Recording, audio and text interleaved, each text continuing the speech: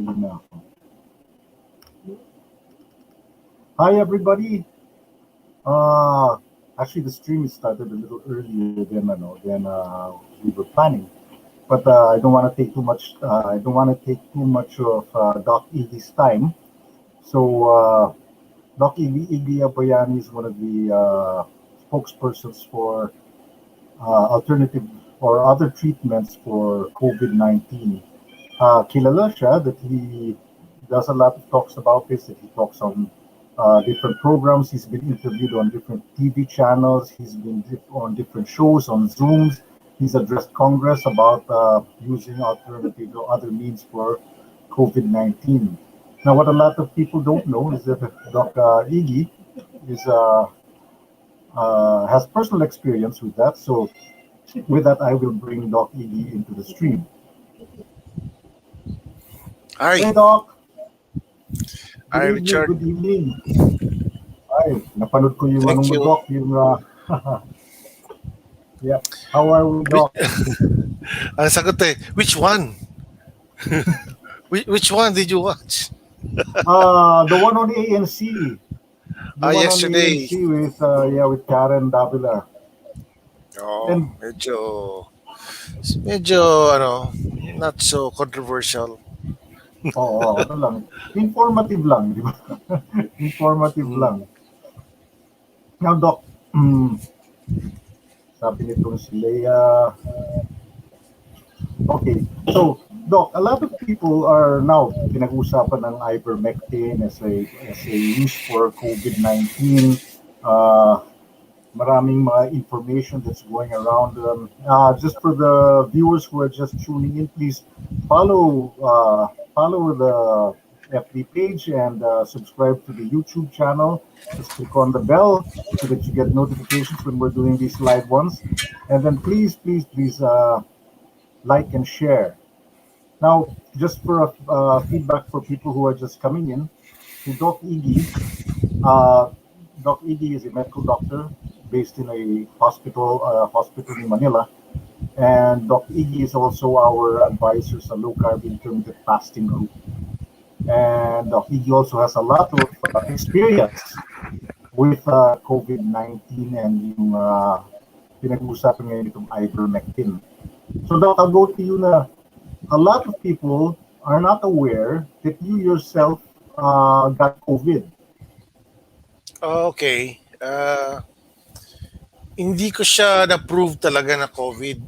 But I'm pretty sure of the symptoms and the timing kasi. Kasi there would be some people where you really couldn't catch it. For example, you catch it at the late stage or if you try to get the sample too early. Kasi nangyari sa akin, I was in the operating room on April 1 last year. And on that day, someone was coughing within our area. So sabi nila, ano ba yan? Later, I found out that that person was admitted for COVID. Oh no. Sabi ko, ano kaya mangyari? So I was observing myself. I got a severe headache. Talagang never had a headache that bad before. So I said, naku, ito na yun. Pero I did not have fever. I did not have any cough or colds. Just severe headache na sabi ko baka ano lang yun na initan. But that night, I had severe abdominal pain. So sabi ko, ano ba itong abdominal pain? Is this pneumonia? So I did the research, sabi, it could be part of pneumonia kasi pala pneumonia could be abdominal pain. And I've never had an abdominal pain na ganun kasakit. Talaga napakasakit rin. Sabi ko, oh no. Kasi binila ko yung araw eh. I was the fourth day. Usually dyan talaga lumalabas. But for some miracle, all I did was went to the shower, had the hot water on me. Within 15 minutes, nawala. It never came back. So after a week, I was able to get an antibody test. Sabi ko, kung hindi na-capture dun sa time na contagious ako, then probably maka-capture ko sa antibodies. Unfortunately, the antibody test was negative. So hindi ko rin approve. However, what was new was I was developing toe numbness na manhid yung aking small toe, yung middle toe. Oo. Sa paa. And then I was having ankle pain and swelling. And then mawawala, tapos babalik sa big toe ko na naman. Sabi ko, I'm an orthopedic surgeon. It looks like gout, sabi ko. Pero ang gout Mm. kasi, hindi yung ganun kabilis, hindi mawawala bigla tapos nilipat. So anyway, what happened was, I was treating myself with kung ano-ano, did my blood test, did fasting. So nawawala when I fasted. So that helped a lot. Right, But I right. noticed, balik siya ng balik. Siguro every 2 months, ayan na naman. Sabi ko, what's this? Nawawala pa ba to? Siguro maybe after 6 months. And then finally, in February, I met Alan Landrito. He gave me samples of ivermectin. And he was telling Oh, me, yeah, he was telling me about yung problem of long haulers. Long haulers are like, you had the disease, COVID-19, but you have lingering symptoms. And the lingering symptoms oh, could be many things na related to inflammation, like joint pains, chest pain, neck pain, headaches, loss of taste. So may mga kilala ko, 3 months na wala pang bumabalik yung sense of taste nila. yeah, So, but yeah. in Oh. my problem was, siguro until January, I had severe knee pain. Sabi ko na naman to, Oh, sabi ko, I mean, nakakahiya dahil siyempre orthopedic surgeon, I'm walking in oh, the. right. Limping. So finally, I tried Alan Nandritos, sabi niya, take two immediately kasi mabigat ka eh. So I took. When I got home to Manila, I was from Cebu that time. I found out my wife was sick. She was having flu-like symptoms. Sabi ko, paano ba yan? Pauwi na ako. Baka may flu ka. Anyway, sabi ko, I was confident about yung kay Dr. Landritos sa ivermectin. Sabi ko, hindi, okay lang. Siguro, protective naman yan. And I have Mhm. vitamin D. Sabi ko, I was taking Right. vitamin D, zinc, vitamin C. So maybe that's enough. I also gave my wife ivermectin when I got home. So I never got sick. My wife, after 2 days, got better. Right. Mas sabi ko, okay to ah. Mhm. Then, this is what clinched it all. My 6-year-old daughter got sick after 5 days. After your Five wife. days from nung dumating ako, yes. So that tells me na nakakahawa talaga yung wife ko. Nahawa yung anak ko eh. Oh, Pero hindi ako nahawa because I took right. ivermectin. You had taken it before already, or On about the the day same time. itself, when I came to Manila just from the airport, uminom na ako. And then I met my wife. We were in the same bedroom kahit na meron siyang parang flu-like symptoms. Right. That was it. Sabi ko, wow, protective talaga. And here is the other miracle. 3 weeks later, sabi ko, sana yung ankle pain ko? Nasaan na yung ko, toe Mm. numbness? So, parang nawawala na. So I So stopped parang, taking it. Sabi ko, okay na, siguro wala na yan. oh, Bumalik, knee pain naman. Sabi ko, ba't bumabalik?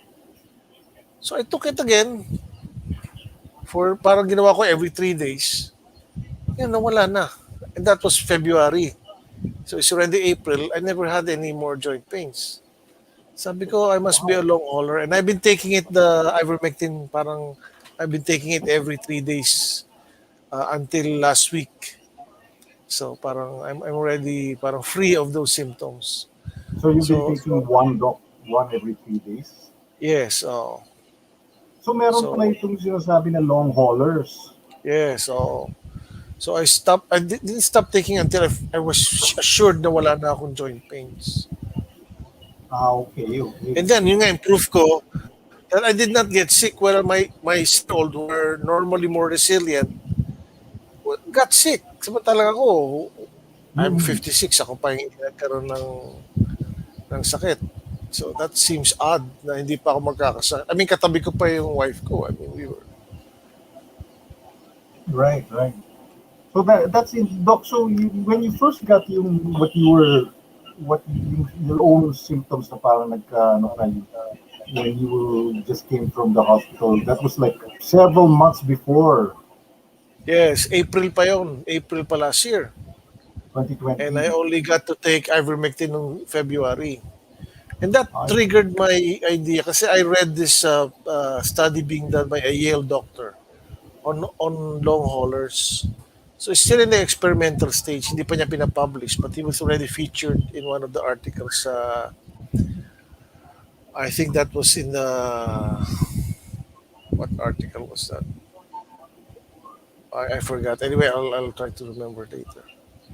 But he's the one who brought up the idea that there's it can happen in long haulers. You can, It's not my original idea. I read it nga from one of the articles I saw. When I was reading on ivermectin kasi since January I've been reading on ivermectin. So medyo marami na rin ako nabasa since January. Kasi yun right. yung time na nakikita na namin that look, ivermectin is showing signs. Oh, they have so many studies going very positive. In fact, January they were already concluding that there are enough studies in January. Pero ako kasi hindi Huh. ko pa nababasa lahat. I haven't read all Oh, of them. I didn't like to join the bandwagon. Kasi right. I'm a non-joiner. I don't join. I actually avoid joining. I'm a skeptic kasi. Kaya nga, kunyari, sumali kayo lahat, malamang hindi ako sasali. Hindi Yun ka ang muna aking sasali. personality. Oh, I'm not a joiner. So, it's part of my personality not to go against what others believe. So, parang hindi ako naniwala agad when they were starting to believe it. Okay. Pero Doc, when your wife and your daughter, you gave them ivermectin. And then, Uh, mabilis yung ano. yung daughter ko, nag-hesitate ako. Pero after the second day, binigyan ko na rin na one-fourth lang kasi maliit siya eh. So, you can give one-fourth. Ano, and I already knew it was safe. I was reading more than enough literature to determine how safe ivermectin was. One of the best articles I saw was the one for how to increase the dose for malaria. So they increased the dose. Siguro in a day they were taking like 45 milligrams Mhm. as part of the experiment, and they felt 45 milligrams was still safe. Remember, we're taking for the average weight 15 milligrams, and they were Right, taking right. 45 milligrams, and they were taking So, it sila ta- many days para to increase it to up to 20. Yeah. yeah, so So they were mukhang taking it kaya talaga na mas mataas ako. times 3 yung dosage nila. Yun yung Oo. standard natin. Yes, and no side effects. And this is a published study. You can check it out. High dose ivermectin for malaria. Right, You can right. easily find it on the internet. But that's actually a curious thing, Doc, yung sinasabi nga nilang they want, people are saying that ano bang mga studies, what are the may trials, may something, and yet it seems that some people are having such, I don't know why, they seem to have such a hard time finding the information, and yet it's out there. There are so many studies, so many Yeah, trials, and then ganito, ganito, ganito, Richard. They will have a hard time if you just Google it. I right. noticed that if you Google ivermectin, you will get all the propaganda links, yung mga anti-ivermectin. First three pages yan, puro anti-ivermectin. All the news that it's bad, all the news that it doesn't work. Yung Lopez Medina, yan ang unang lalabas kasi sinasabi niya wala raw effect. But if you already know how to do a Mhm. proper search, yun nga, what you do is actually just put in yung IV meta.org. Ilalabas na sa'yo lahat yung study. So I already knew that. So I didn't have to go. So if I wanted to check a study, I'll just look for the name in one of those cited articles. Babasahin ko yung source. That's the way how I study ivermectin. Kasi if you're going to just say, ivermectin studies, nako, hindi bibigay sa'yo ng Google. Right, right. So what is that, Doc? Can I just put that so I can put it in the chat? IV Meta IVMMETA.org. IV double M Double M E E T T A A. dot These are all org. capital, Doc, or I've small Meta. T. No, kahit hindi. Teka, double check ko lang kung minsan baka mawala ako rito, no? Teka lang, ito. Teka, IV, capital IVMMETA.com. .com. Okay, I'll just put that on then para makita ng mga tao. That's what you would search if you want to look at more information. Oh yeah, that's it. IVMMETA.com. Yeah. Parang yun ang Okay. aking portal, starting portal. Yeah, so for So, that would be a good to for people to make their own sound decisions. If you've heard about ivermectin, you've heard both. There's a negative side and there's a lot of the positive side. If you want to it's always best to make your own judgments from your own research, and it's very easy if you just know where to look. Sa mga talagang nagtatanong-tanong, hmm, yes, marami Doc. talagang negative propaganda. It exists. For number one, I was jailed from FB for 1 month, and that's a very harsh punishment. And all Right, I right, remember yeah, posting was ivermectin, and I would cite studies naman. So bakit naman ako i-jail ng 30 days? So that was very odd to me. I mean, I was posting other things before, lockdown, mhm, anti-lockdown, anti-mask, I would anti-vaccine. I would even put that before, pero hindi ako nabablock. Pero sa ivermectin, for some reason, talagang may negative propaganda. If you even look now in terms of yung nangyayari sa India, they will link it to ivermectin. Sinasabi na, there are so many cases in India. What happened to ivermectin? Mga ganong comments. Sabi ko, right, right. wow, yun pa yung naalala nila. But you forgot. Just 2 months ago, they started vaccination in India. Did you forget to mention Right. vaccination? There, yeah, going So on that, Doc, don't just blame us. ivermectin, that they were taking ivermectin and then suddenly the cases increased. This also happened, Doc. This also happened after they started vaccinating. Yes, oo. In fact, mas sabay pa niya yung vaccination kaysa yung ivermectin. Ivermectin was started September last year pa. And their numbers are going down. Then it's Right. going up. And you check, they've started When vaccination. the time it's So, going up is with the time I they think started. they started mga early February. So, usually may lag pa yan. So, mga March talaga nag-start na yung price nila. And they didn't start a lot. In fact, konting-konti yung case vaccination nila. Now, I'm not saying that it's because Yeah, of vaccination. But before you claim na it's ivermectin, you better check out the other things that could be happened. responsible. Right, right. Oo. And I'm hearing news that in January daw, people were discouraging people from taking ivermectin. But The same. despite that, in in the region of Uttar Pradesh, kasi maganda sa India, hindi sila pare-pareho. Para sila palang US, the state has control. And there is a Hindi state sila called under Uttar one Pradesh. hindi sila under one guideline lang. May Yeah, kanya-kanya sila. the health department of Uttar Pradesh was one of the first to use ivermectin and most extensively. Tapos nakita ko sa news, Uttar Pradesh, record high cases in a day, sabi gano, 31,000. Wow, 31,000 a day, record high nga yun Pero Hmm. misleading. Kasi 31,000 out of 200 million, napakababa naman noon. Right, Kasi right, yun ang right. population ng Uttar Pradesh. So when 200 you look at million the pala data now, nakatira doon. all the hindi pa malaking lugar yun It's like one tenth of India, but it has 200 million people. Ganun kaliit, one tenth of Oo, India. oo. Oh, Uh, hindi man lang umabot sa 10% or any sobrang baba yung and I think percentage. India, I think is 1 billion. If I correct me if I'm right, I Right, think right. it's 1 billion. So kung if they hold 20% and they just have and then they showed the data.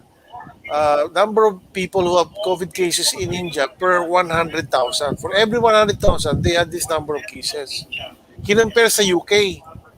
Guess what? Pareho lang Mhm. sila ng UK Oh, per 100,000 cases. So it looks bad kasi ang dami yeah, kasing Indians. right. May mga sinusunog doon ng mga cremation. Well, Yeah, because it's highly dense population, but it doesn't really look bad in terms of per population. right, right. Yeah, because the population percentage-wise super baba. Correct. So parang 'di ba, that's one of those ways to mislead people. I remember a case like that yung sinasabi nila yung Amazon, sabi Yeah, nila 300 Amazon employees gets COVID-19. Sabing gano'n, di nakakatakot. Wow, 300 yeah. Amazon. Without mentioning, they have like 300,000 employees Right, right, right. all So over the one world, pass, di ba? So, you know, so what is that daw? Para 1% lang. Ay, kaya hindi nga, pa. so where's the shocker there? Di ba, you're trying to scare people by saying there are 300, 300 people from Amazon got sick. Meron pa isa, yung Filipina nurses tops the number of deaths in America, parang ganon. Well, medyo biased yung pag-report nila eh. Kasi siyempre, number one, marami talaga Filipina nurse sa Right, ICU. right. Oo. Siyempre, mas marami talaga Filipina nurse Oo. Oo. magkakasakit ng COVID-19. So, di ba, parang ganun, Kasi si, that's how kasi you sila yung manipulate, yeah, yeah. The what is out there, what is on the TV, and what is really designed to sound spectacular or to sound intriguing or di scary. ba? Di ba? Oh. Ano siya, Because parang it yung clickbait. clickbait, yes, yes, yes. Oh, and then yung gagamitin yung mga terms na yung mga terms na scary to hear. One of yung favorite kong example, sabi ko, when we were in the PMA and we were getting an excuse not to march in the parade. We would go to the base clinic, and then they would get us. We wouldn't have to march because we had contracted gastroenteritis. So sa layman, ang ganda, ang ganda pakinggan. Pero Nagtatay lang naman. ay, nako. They will use. Buti hindi naman kayo malingering. Usong-uso sa amin yung malingering. Oh, actually, kung na-prove na malingering ka, patay ka na. Sa Patay UP ka Diliman na. Sa UP Diliman, required yan yung ROTC dati. Oo. Kita-kita mo, di tatayo kami gano'n. Yung isa, magpapanggap tayo himatayin. So, nakahiga lang doon kami naman. Kumita na yan, tumayo ka na. Kasi halata, Malingering. halata na But kasi nagawa na eh. Nalala ko thing yan with these mainstream media, ginawa na nila dati yan. We keep falling for it. Tama na, tama na. Kasi some of them have an agenda. Some of them just clickbait. Right, right. Oh, and then the news is not just necessarily reporting, it's actually designed to have a certain direction where they want to take it and how they want it to impress on the audience.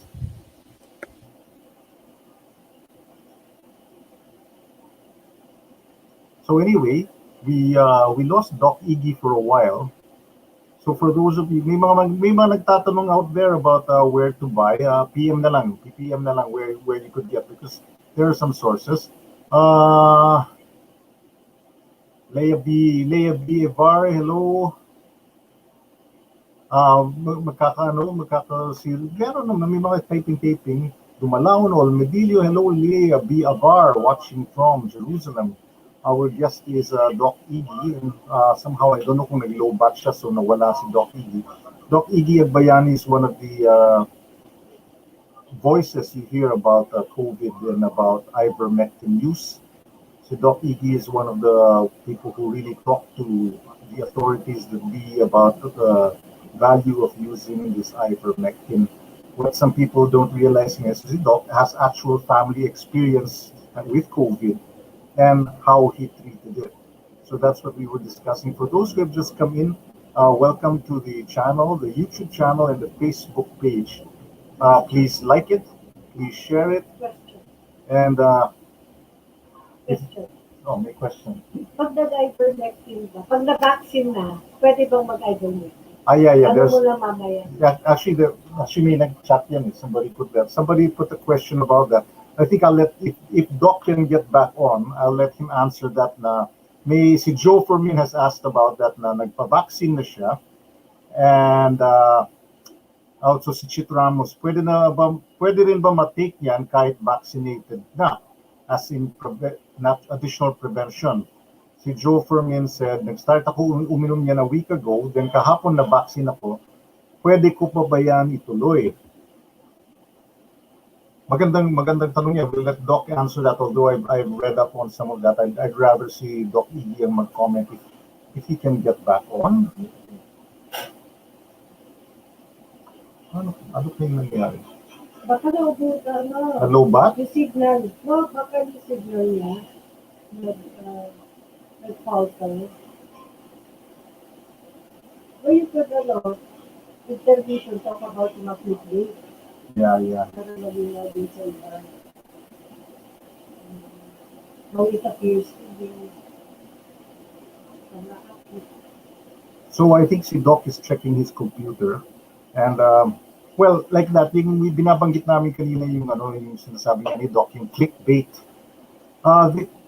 For those of you who are not aware of that, that is a technique or a tactic used by people online, marketers, so that you will look and you will read. A tactic also is used to make you scared or to shock you. Yan ang tinatawag na clickbait, so that scaring yan. Like si Doc was talking about that. Now they talked about sa India, meron. And I believe we have Doc is back. Doc, hey Sorry. Doc! Hello. Akala ko Sorry. ayan na sila. Akala ko ayan na sila. na, baka pati computer mo may access na. I So Doc, know. may question. Some people were asking kung nagpa-vaccinate sila, can they still take ivermectin? Yes. Kasi ang reason doon, remember yung action ng ivermectin is not really to tawag dito, to Replace the prevent vaccine. yung antibodies to form.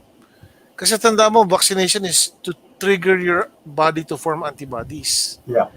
Wala namang kinalaman yun. In fact, it might enhance you to produce antibodies kasi Right. it's an immunomodulator. And wala namang live virus, so it's not going to kill any virus because you don't have any live virus with the vaccine.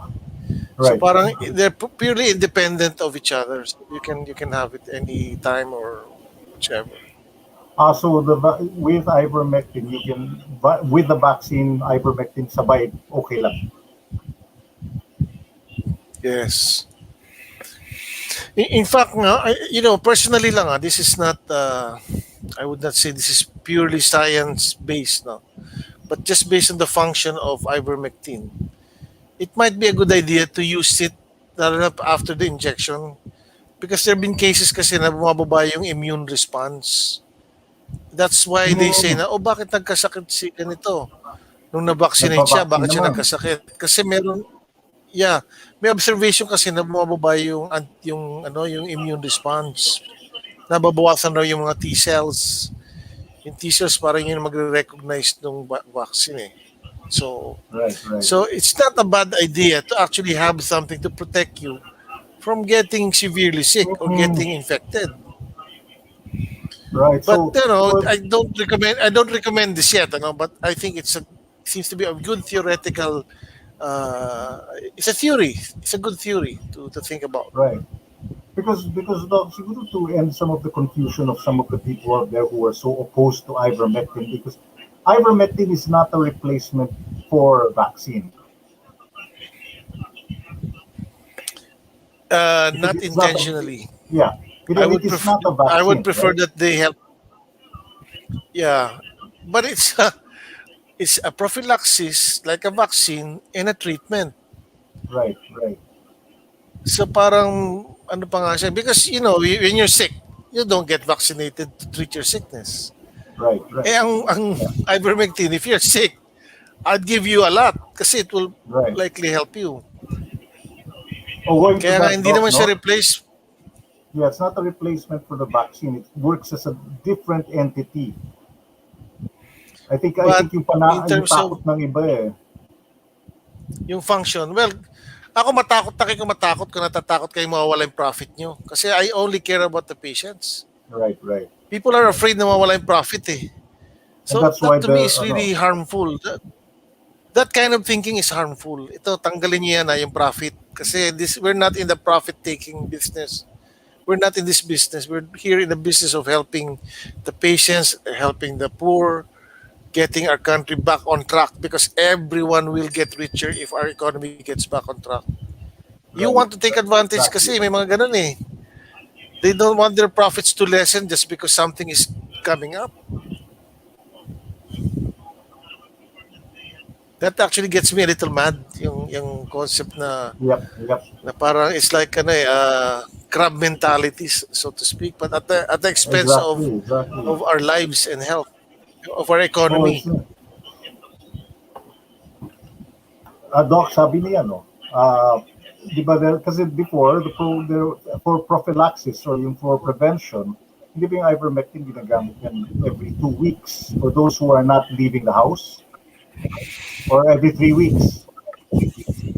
And If you're then, not leaving the nadagdag pa, house, yeah, yeah, every 3 weeks pwede. Kaya lang, the reason they said they made it every 2 weeks kasi napapansin nila meron mga resistant variants. variants, So it right, might be a better idea to give it more closer or more frequent to be able to trap it while it's still hindi pa ganun karami yung variant. So attack it hard, get rid of it hard. The sooner the better right, it might be better for us to manage it that way. So yun ang reasoning nila. Ako personally, hindi ako masyadong ano doon eh, sa trying to increase the dose. I think it's enough. But that you're taking it. I'm also concerned lang that our hospitals are full. But if our Uh-huh. hospitals were not full, I would probably go back to I'll go back to every 3 days, with an exception, the exception of the elderly and the vulnerable. So, for example, my mother who's 82 years old, yun siguro exception yun. Na I would give her ivermectin kasi talagang mamatay. Tas, We're talking about oh, deaths because the risk of dying. Did you know that 80% of people who die are above 65? So yes, yes, so oo. parang eight out of 10 chances if you're older, yun yung chance mo na Yung risk mo is you'll be one of higher. them. Risk of dying. Iba naman kasi yung risk of getting infected. Yun yung sinasabi ng mga doctors are at high risk. Pero hindi sila risk of dying but risk of getting infected. So sabi ko, di priority pa rin yung risk of dying kaysa yung risk of getting infected. But what you see now is that we're prioritizing doctors. Sabi nila, then the elderly. Sabi ko, di ba dapat risk of dying muna before yung risk of Yeah, getting yeah. infected? Kasi you might get infected but you won't die.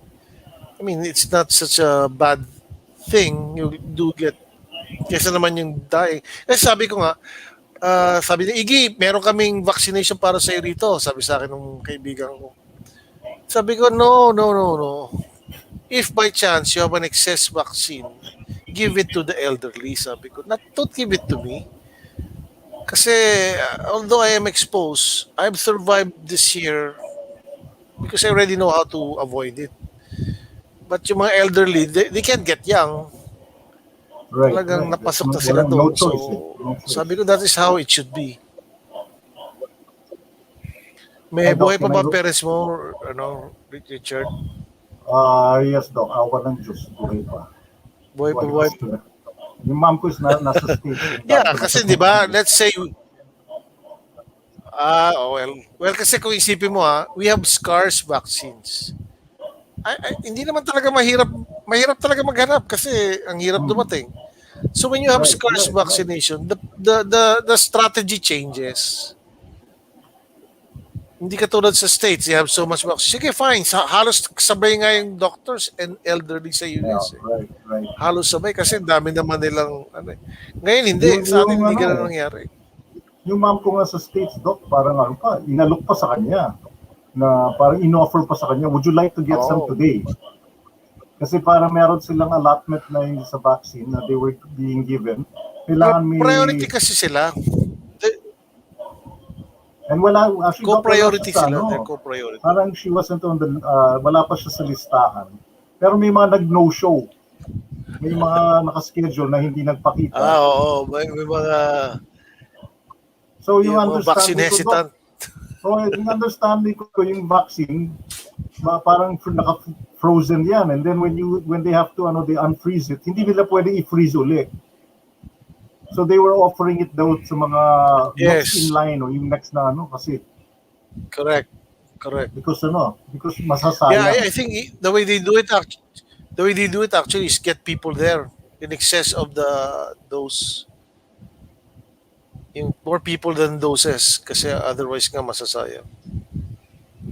Doc, we have some friends here, si Pati Betito, si Leslie Arevalo, si Joe Fermin, Hernan Reliores.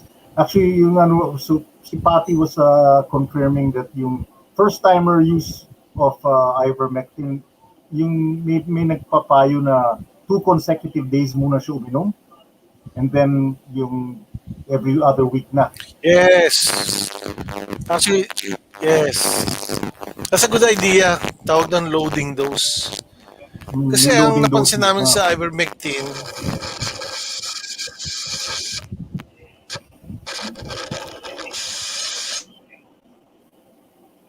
Ayan. Hello, Doc. Naglolo ko yung mic ni Doc.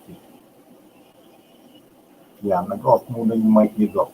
So sabi nga ni Doc, Iggy, it's called a loading dose. Sa mga new first-timers who take it is mag 2 consecutive days na yung 115 milligrams. And then 2, Doc is back. Yes. yeah. Maganda mag-loading dose. Yeah, kasi the ivermectin can actually last in our lung tissue kahit na 2 weeks siya. Although yung half-life na tinatawag, yung mauubos na siya every 24 hours, every 22 hours in your bloodstream. But Right. it can last sa lungs. Kaya nga maganda kung marami agad ang bibigay mo, matagal pa bago mawala sa lungs mo. Doon ang fear natin na mapunta yung virus sa Yeah. lungs. So if you load it, it will have a longer time bago mawala. Ang tagal niya, hindi siya half-life. So approximately mga 2 weeks wala na siya. So that's by why that time, 2 weeks siyang bibigay. then 2 Pero weeks pag you start small, if you start small, hindi loading dose, hindi siya aabot ng 2 weeks. okay. Parang So gano'n. magandang And strategy then, nga yung loading dose. may matitira pa at 2 weeks, then you take again. So, parang consistent yung lung level tissue levels mo sa lungs. So, sa bloodstream, hindi. Madaling maubos sa bloodstream. Kaya nga sabi nila, okay, pag mataas ang dose, it might cause some kind of neurologic problem. But it never goes up sa brain tissue kasi may barrier. Right. Ang maganda nga sa kanya, of all the tissues that it hides in the lungs. Napakaganda nga ng ivermectin. Kung saan siya dapat magpunta, doon napupunta. There were some people, Doc, mentioning na parang napansin nila na some of them nagkaka-itchiness from taking it, and Yes, somebody said it's yes. because of baka may parasites daw or something. Yeah. 2 reasons talaga yan. And before, when it was given as an anti-parasite, they found that people who had lots of parasites had the more reactions. Ayun. So they concluded that most likely the reactions are secondary to the dead parasites. Kasi napaka-obvious nakikita naman nila na itong group of people na to, they have smaller quantities. They had previous doses before. then they're given additional dose, they have less and less reactions. Right, right. So yun ang basis nung yung ano nilang yun, conclusion based on their observation that the reaction between the parasite and the host rather than the reaction of the host to the ivermectin. Yung ano nga, So, kung ikaw ay na allergy, may bulate ka. may, o kaya may mga ibang klaseng bulate, hindi lang yung bulate sa tiyan, Dok. Baka may Oo, ibang ako ano, naman, may arthritis ako. Nawala yung arthritis ko. nawala. Saka tendinitis. Wow, wow. Amazing. In fact, two days ago, magulat ka eh. I had this Ako yung this ako. relative friend Na-continuous who has been complaining to me. Nagko-complain sa akin na every 3 months, tawag sa Iggy, Dr. Iggy, what can I do with my joint pain? Every 3 months yan for the past 3 years. Lahat na ginawa ko, dinayet ko na, binigyan ko na ng gamot. Ito na naman, tatawag na naman sa akin mga alas 6 ng umaga. Dr. Iggy, what will I do? Sabi ko, ma'am, try ivermectin. Sabi ko. Kasi it worked for me.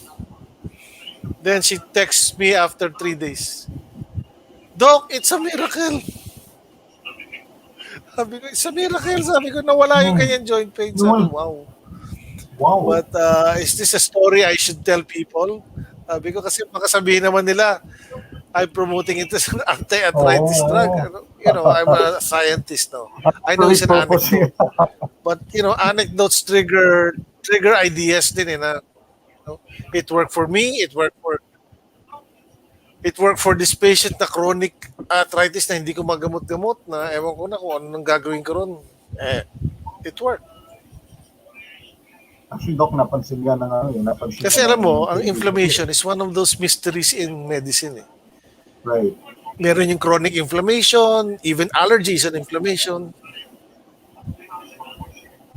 At ano din to, itong mga inflammation, diba, sa high carb diet din na connected. But then, like yung friend ko, yung wife ko, Yes. si Marina, natin may Yes, mga correct. kati siya eh. High carb, nagkakaroon ng joint swelling. Pero si Marina is ano, si Marina yung Nawala wife ko, din with napansin low niya carb yung mga diet. kati-kati. Kati-kati niya nawala.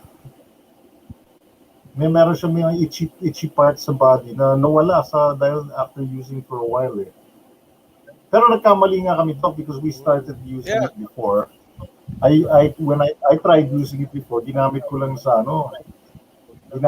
na yung one, I just took one every 3 weeks dapat. Tapos yung nag-provide sa akin, he's the one who told me, pwedeng yung bagong every 2 weeks na. So that's what we moved on to. And then, Doc, meron din yung sabi ni Resty Arevalo. Please comment on the suggested 2 vitamins, vitamin C and D, and 3 minerals, zinc, magnesium, and selenium, plus virgin coconut oil.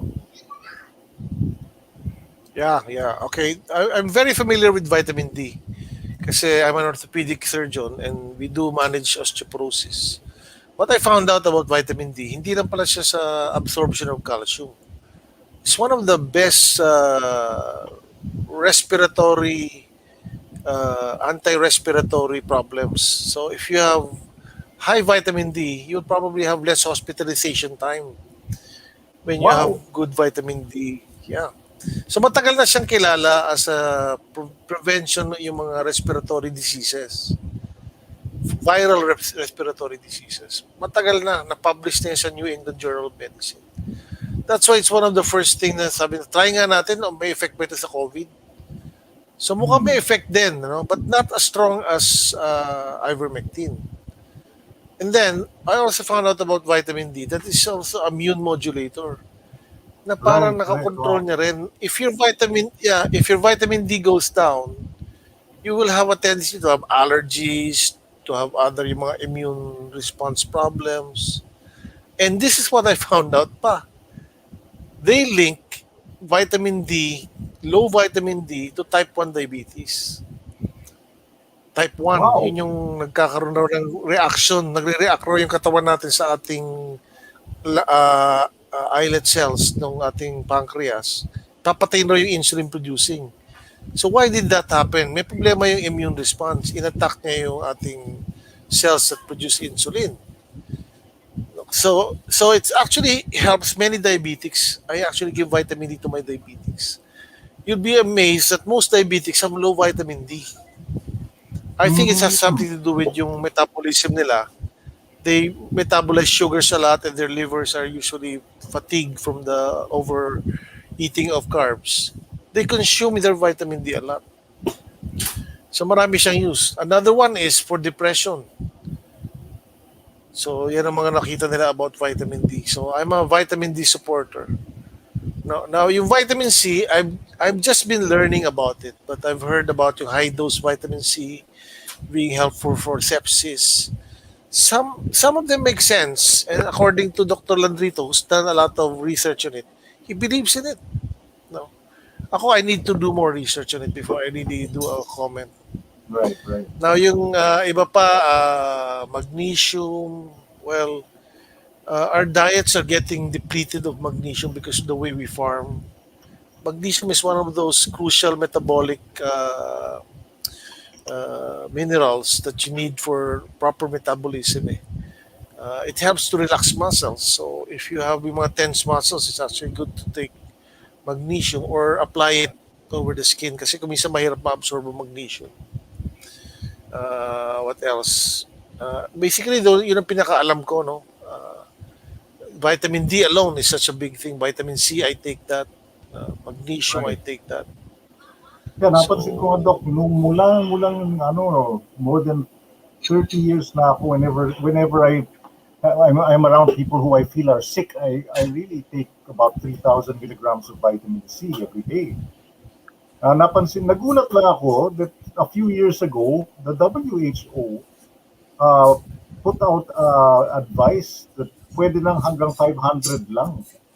500 mg na lang na parang sabi ko, mm, diba, sabi ko, it's all been for how many, I don't know kung hundreds of years yan na alam ng marami na vitamin C talagang, sabi nga nila, pag sumobra naman, iihi mo naman eh. And then suddenly yeah. there was a warning, sabi, and I had this, sabi ko, parang, ako personally, talagang pag when I do a lot higher doses of vitamin C, I don't get sick as much as yung mga colleagues ko. And yet here suddenly becomes a guideline for them to reduce the amount of vitamin C. Para Matagal bang, na ang WHO may agenda. Matagal na. well, Saturated fats cause colon cancer. WHO, not true. oo, Coconut oil causes heart disease way back in the early 1990s. Not true.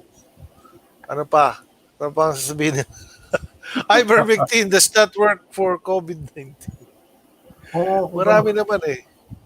May agenda talaga. I think not everyone naman in WHO is corrupt. But I think there are certain sectors there that can be corrupted if someone really pushes it hard with big funds. yeah. Sabi ko nga, somebody joked to me about that when that thing happened about lessening the vitamin C. Sabi niya, alam natin vitamin C is one of the ones that keeps us not from getting sick. Parang bang they want us to get sick? Parang may something like that. Tama, actually, yun yung mga, sabi na, uy, conspiracy theories ka na. Ah." Pero if you look at the behavior, if you have a big picture of everything, as a doctor, I see na ang dami-dami, parang ganyan. Bakit? Are they wanting us to be alive but sick? They want you to Right, stay right. alive, ah.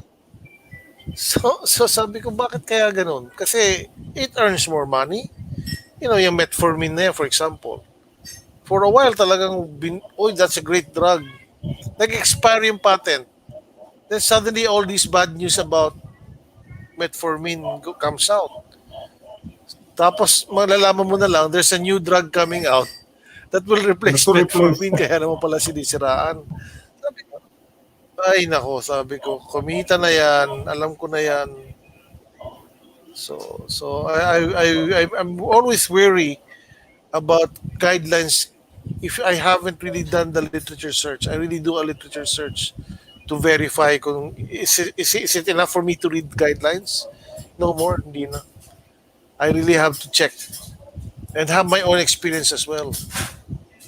Right, right, right. Well, sa doctors, madali magkaroon ng experience kasi I could try it on my Oo, patients. Siyempre, yeah, yeah.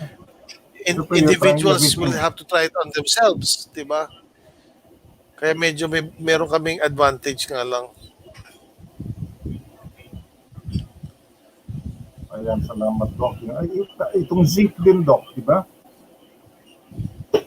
Yeah, yeah, ang zinc mukhang importante siya sa ano eh, dun sa pag-block ng virus from attaching to the receptor sites. It's part of those important minerals to help block yung viral replication. Ano, pag ko observe mo, vitamin D is like an evolutionary thing. You need vitamin D when you go out in the sunlight to hunt. So kailangan malakas ka. Para lumakas ka, kailangan mo ng vitamin D. Vitamin C, we don't produce vitamin C. Dogs Yes. do. Kaya nga kung ano-ano na lang kinakain na, they survive. Pero humans, we don't make vitamin C. Bakit kaya? Nasanay ba tayo ng hindi marumi yung kinakain that we have to take vitamin C whenever we get sick? So yun ang mga parang nag-iiba sa ating environment. Eh. We don't have enough vitamin C, we don't have enough vitamin D. Because we don't go outdoors, you want to stay in air-conditioned places. So those two, actually hormone na nga po ang vitamin D. So that's how important it is. So, Doc, okay ba yung vitamin? Di ba yung sinasabi nila dati, magpapaaraw ka for vitamin D? You have inactivated vitamin D. We eat it, we produce it, we get it from plants, pero hindi siya mag-work until ma-trigger siya ng sunlight. And there's a special UV light that you need to convert it into vitamin D that's useful. Hindi nga raw pwede yung mababang light, kunyari yung mga 8 a.m. That might not convert your vitamin D on your skin. Oh, hindi pa po Ang gusto mo 8 AM kasi, pala. yeah, there's a special UV light and it's around 10 a.m. Unfortunately, I have to admit, it's between 10 a.m. to 2 p.m. Yung Oh my pinakamainit, God, yun talaga pinakamainit. nag-work. Oo. Yung pa naman yung nawawala tayo, ayaw natin lumabas. Oo, dahil sa sobrang init. Tapos, di ba may Kaya threat pala, yan eh. kaya pala sa Rome, sa Italy, pag afternoon, sabi ko lunchtime, nandun sila sa araw, sabi ko, pambihira naman mga tao rito sa Pilipinas, di ginagawa yan. Sa alfresco, yung mga alfresco dining, I mean, they revel in it. Right. Meron daw, Doc, itong sabi ni Resky, meron daw itong vitamin D4. May mga vitamin Oh, yeah. D3. Yeah. I've heard about it, but unfortunately, I haven't read so much about it. You know. Oh, Happy na kasi ako sa sunlight. Eh, but Oh, actually ako, Doc, for me, D is D. Di ba D is D? yeah, alam niyo, marami pa. We haven't discovered many things. There are more than 50 vitamin Bs. Imagine, more than 50 vitamin Bs. Probably meron pa siguro hanggang D6 siguro meron pa eh. Yeah.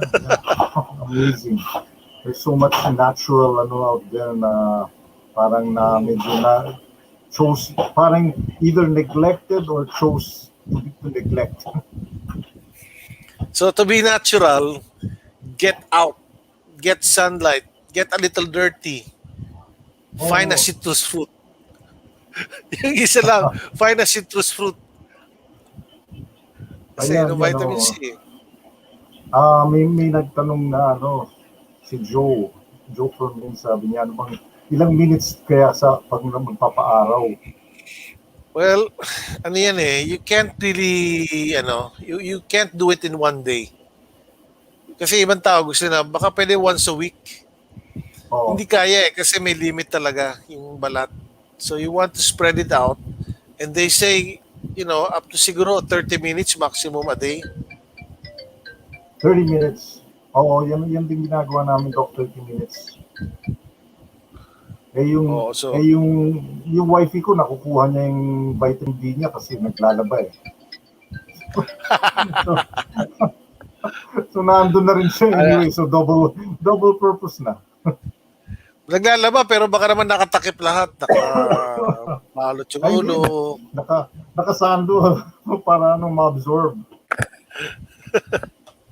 Okay yun, that's a good thing. But yung nga, the more skin, the better that you expose. Para less time. Right. Uh, Exposure. Parang sabi nga nila nung araw daw sa Amerika, si Benjamin Franklin used to do, ang tawag niya, air bathing.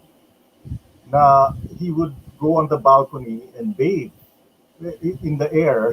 Kasi hindi siya maliligo, but yung hangin daw at yung sunlight, nakahubad siya. So it used to create such a stir with his neighbors, saka yung nila, maid niya. Kasi paniwala daw niya yan ang talagang para sa ano. Yep. Yan, marami sabi pang ni, iba, Richard, na pang mga good tips, it's a good tip to go out and get your body as hot as possible. Nati-trigger yung ating blood vessels to dilate. dilate eh. Oo, importante yun. Right. So one of I those think, things na pag hindi na sana yung katawang mag-dilate, so it becomes hard as you grow older.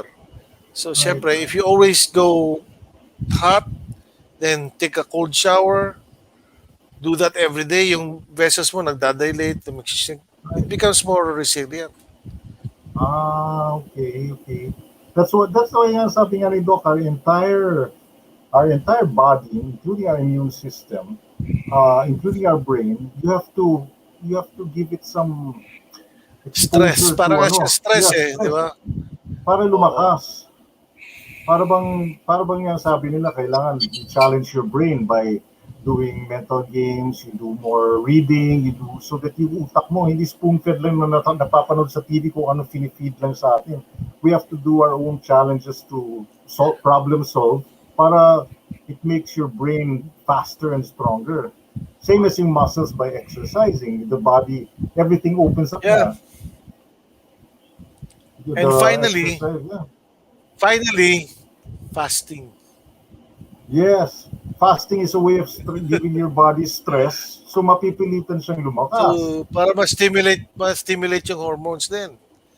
There's a big difference. For example, you eat this much food, but Right. you eat it once a day lang as compared to Mhm. divide it into to 7 parts. And You eat it become throughout the day. healthier eating it just once a day than eating it in small parts. Kasi pag kinain mo in small parts, it doesn't allow your hormones to trigger. If it feels hungry at some point, Yeah, do not trigger your hormone. That is how crucial not eating frequently is. But we're used to Filipinos. Ikaw Pilipino ka, ilang beses ka kumakain? 5 beses. Ganun ang mga Pilipino. meron pa ka seven. Meron pa ka seven, Doc, di ba? Meron pa, Magbe-breakfast. midnights, Tapos snack. merienda, Tapos lunch. lunch, Merienda. Snack. merienda. Tapos may snack na naman. And then may midnight snack. So, 7 Meron pa. times. That's, yun na nga, it will never allow your insulin to recover. Your insulin is always Ayun. high. So, mabibingay ka. Parang nabibingay yung insulin. So, these things Tapos, are actually, for some reason, they're related to COVID-19. yes. A lot of these things have actually been parang pushed on us to avoid doing the things that we're supposed to do. So we become less active. We've also learned to be less book readers. People read less now. Mas maganda daw to just look at the shortcut version online. And then parang there's been this movement that's moved us towards becoming actually weaker. Yeah, so things that have moved us indoors, which is Mhm. lockdowns, has made us more depressed, have made us eat more processed foods, Well, just like you mentioned, Doc, have itong ano, lessened sunlight.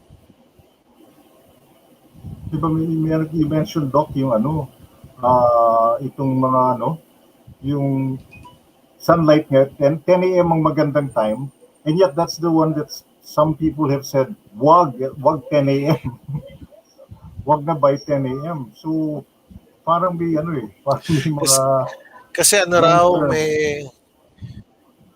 kasi skin raw cancer. yung UV light might cause skin cancer. Pero tama na yun, if it's just 30 minutes, Pero, limited to 30 na lang, and it's yeah, really shown to be because beneficial. it's the wavelength, it's really the wavelength that triggers the vitamin D. So, mainit nga, but you only need to stay there 15 minutes. Kesa Yeah, naman malamig, you need 15 to to stay 30. there 1.5 hours. Right, right, right. Kaya marami yung mga cold countries mas susceptible eh. Lumalabas pala yung questions. Baby Oo, bilirubin kasi, yun yung nakain niya yung meconium, nagkakaroon sila ng bilirubin. Saka yung, oo. kaya parang ganun ang kulay nila. So, hindi nakuha yun from the sunlight. But the sunlight will try to break the excess bilirubin. Yun sa mga babies. Pero you know what? Kids should really get vitamin D, should get sunlight. I believe talaga na ang laki ng effect niya sa metabolism. Right, right. Kaya ano, additional benefit yan yung sunning the babies. Okay, naglolo ko na naman yung kay Doc. So I just like to say hi sa mga ano, all the viewers. Welcome to the channel. Welcome to the Facebook page. We lost contact with Doc. We may be ending this in a while. We may be ending this in a while because busy din si Doc and he just graced us with his guesting just to give us a very informal, friendly chat about illnesses, health, and itong ivermectin. And hello sa mga ano, hello sa mga MQ, Benipayo, Carlo, Tabius. For guys, those who are asking, mag-PPM tayo about supplies, huh? I can't see anything on board now. And we have Doc back. Hello, Doc. Sorry. Sabi ko parang may humaharang kay Doc, ah. Oo, mga saboteurs. So like we were saying, Doc, ilang beses nang na-take, parang yung page mo na Facebook jail ka before for 30 days. Oo, but it was also helpful. I concentrated on my Viber group. Tuloy, very active ako sa Viber noong time na wala Right, akong right. Facebook. Pero ang maganda kasi sa Facebook, I could post it to practically anyone. Kasi Viber, very specific groups, di ba? Right, Pero right, pag right. Just nagpo-post ka those sa who have been Facebook, I know invited. I'm talking to everyone. Parang, I'm in a big auditorium pag anong feeling ko sa Right. Facebook. Yung Viber parang nasa conference room ka lang. Oo. Kaya mas witty ako sa Facebook. Yun yung mga jokes ko. Tawa ako kagabi. Kumisa natatawa ako sa sariling kong joke. Is that bad? To laughing at your own jokes. Kasi parang yung kung malungkot ka, magkape ka. Pero ka, kahit malungkot ka pa rin. Pero at least nakapagkape ka. Nakapagkape ka pa. Oo. Diba? Kasi yung malungkot ka, hindi ka pa nakapagkape. Sabi ko parang lockdown yan ah. Kahit may surge ka, mag-lockdown ka. Pero kahit na nag-lockdown ka, may surge ka pa rin. May surge ka At pa least, rin. at least nakapag-lockdown ka. Ayun, okay. Nakapag-lockdown ka naman. Yung mga nakakatawa sa Facebook. So, alam mo ba ang most popular post ko sa Facebook? Ang alin, Doc? My most popular post, Yeah. umabot ng 50,000 views. Tapos parang 5,000 shares. About what, Doc? Parang yung ano eh, in English parang ganito siya. Tagalog to, no, pero ano siya eh. Kung may alak, may balak. Parang gano'n na. May nakita ko post siya pag may alak, may balak. Sinare ba naman ng kinami-daming tao? Nakita ko kasi sa, ano ba ito? Sabi ko, I will be known for that. So, yun. Pag may alak, may balak. Parang sabihin nila, ano, may mag-offer sa yung sponsorship ng mga, mga liquor brands eh. Ewan ko ba? Yun, I will be known for that. The most shared post of Dr. Agbayani. I'd like to say hello to friends Pati, MQ, Sean David, Beagnir, and Herbert Custodio for watching. Maria Luisa Centenera de Store. MG Hoffman. And si MG. Hello, MG Hoffler. Guys, we're sharing just an informal talk with Doc Iggy about different things under the sun, about basically about health. Health does not have to be as complicated as some people are making it. And I think, Doc, I think we've occupied you enough. So parang tapusin ko na kasi alam ko super busy ka. People are asking for your words, for some of your time. And maraming salamat for coming in to share your experiences with us. Yeah, thank you, Richard. That's a honor and a pleasure to be in your show. More power to you kasi talaga namang you are properly guided in you're one of the few who found out about fasting and keto diet way before everyone else. So I think you're really a smart guy. Kaya I'd love guesting here. Ha? So anytime, just call me. Sige, Doc. Maraming salamat. Thanks, Doc. Okay, bye-bye. Bye-bye. So that was our, that's the show, guys. Hi, Lou Buni. Nakahabol si Lou. Grace Basmayor, thank you. Gloria Declaro, PPM kita. Resty Arevalo, thank you so much for your comments talagang and your answers to some of the people on the chat. Salamat. Wifey Marina Abad Santos Benipayo, salamat for chatting. Also with Joe Fermin, Fetoralba, thank you for your comments. Si Gloria Declaro, Nesh Jane, Carlo Tabius will be getting back to you. Maraming salamat, guys. We just had that slide. Stay tuned for the next time. For those who came in late or who are viewing this in a video form, this was a talk we had with Doc Iggy Agbayani, who is an orthopedic doctor in one of the biggest hospitals in Manila. And so Doc Iggy is one of the big pushers and speakers about ivermectin. But aside from that, just general health ideas that are simple and anybody can do it, easy to do. So for those of you who are following my Facebook page, maraming salamat. Please subscribe to the YouTube channel and also press that bell para makuha mo notifications when we do lives and we do videos. Sa Facebook naman, just like and share the stream. Maraming salamat, everybody, and thank you for sharing this time with us. We'll be doing regular lives on Wednesdays and Saturdays. Wednesdays and Fridays, I'm sorry. And then minsan may mga pumapasok, we'll be doing impromptu, out of the blue lives when may inspiration or something has to be talked about. So thanks, everybody. Baka i-share ko because Marina gave me this thing that maganda i-share. It's just about affirmations. Just a good thought for the end of the day. This thought says, I have an awesome mind. My brain has 100 billion nerve cells, and each cell can hold a memory. So that's something we think about when you think, what do I have? I have an awesome mind. My brain has 100 billion nerve cells, and each cell can hold a memory. So yan ang isang affirmation for today, guys. Thank you for joining us. See you next time. God bless.